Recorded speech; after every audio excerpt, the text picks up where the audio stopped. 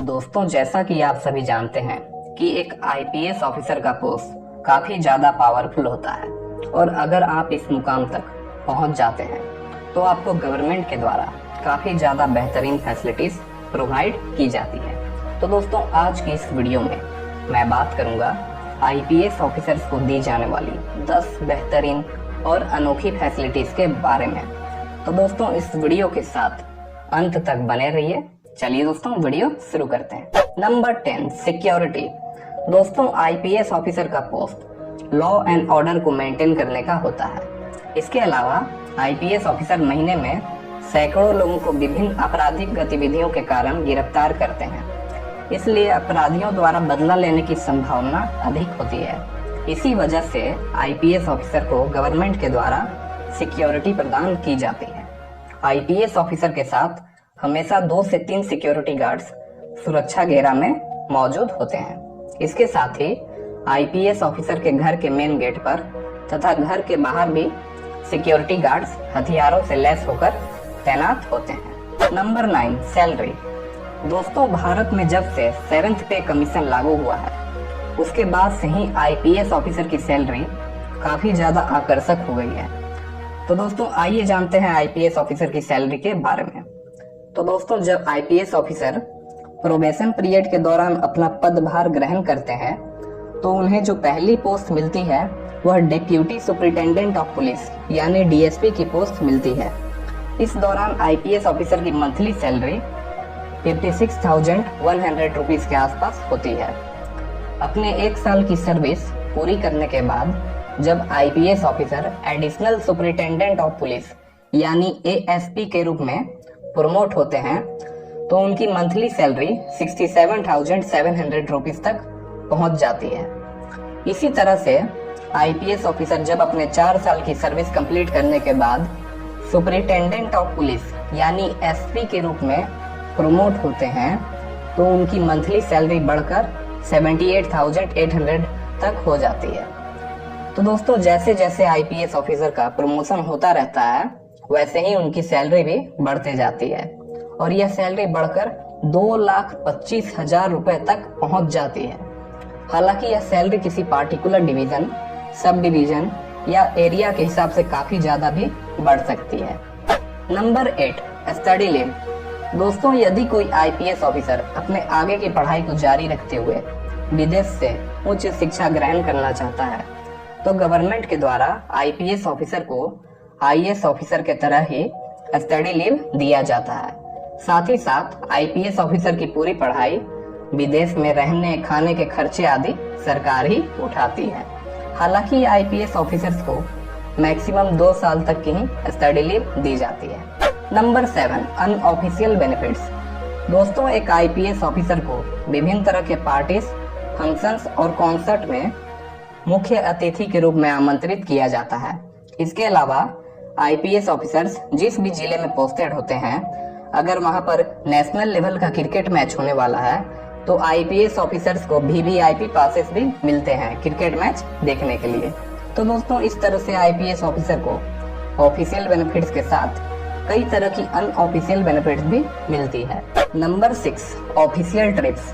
दोस्तों, एक IPS officer को आधिकारिक यात्रा के दौरान मुफ्त में हवाई यात्रा करने की अनुमति होती है।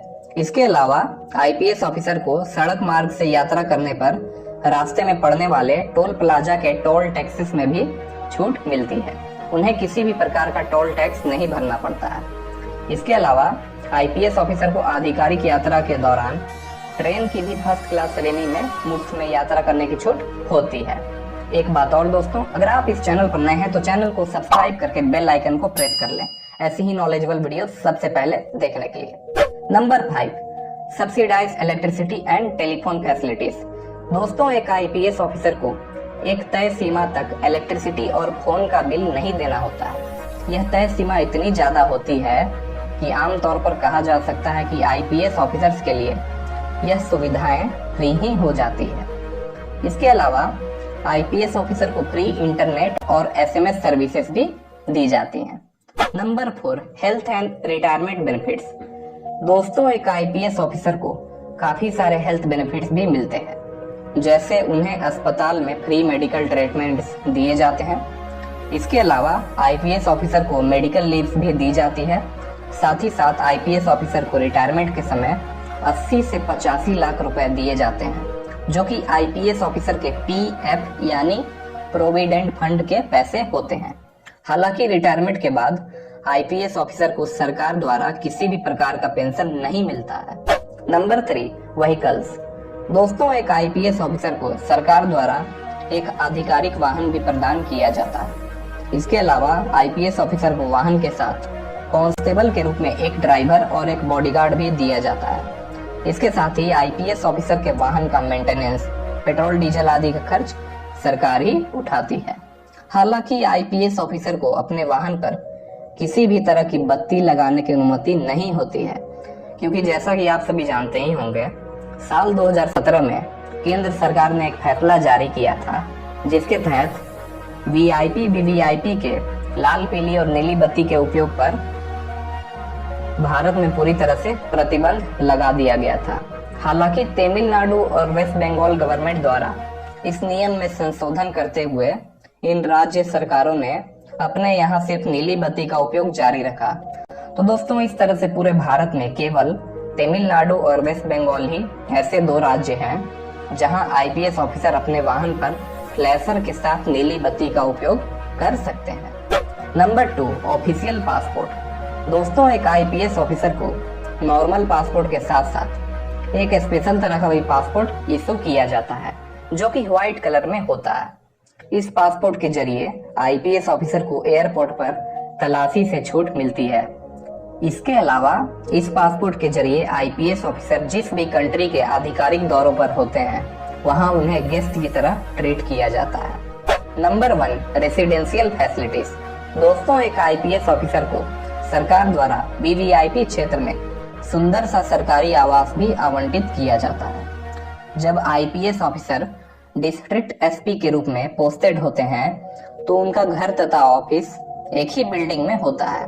इसके अलावा आईपीएस ऑफिसर को दिया जाने वाला बंगला काफी बड़ा होता है। साथ ही साथ आईपीएस ऑफिसर को बागवान, रसोईया, गृह सहायक भी दिया जाता है इस बड़े से घर के साथ। इसके अलावा आईपीएस ऑफिसर चाहें तो खुद का घर भी खरीद सकते हैं। इसके लिए आईपीएस ऑफिसर को आईएएस ऑफिसर की तरह ही काफी कम इंटरेस्ट पर बैंक से लोन भी मिल जाता है। तो दोस्तों, इतनी सारी बेहतरीन फैसिलिटीज आईपीएस ऑफिसर्स को प्रदान की जाती है। तो दोस्तों, आज के लिए इतना ही। तब तक के लिए जय हिंद, वंदे मातरम।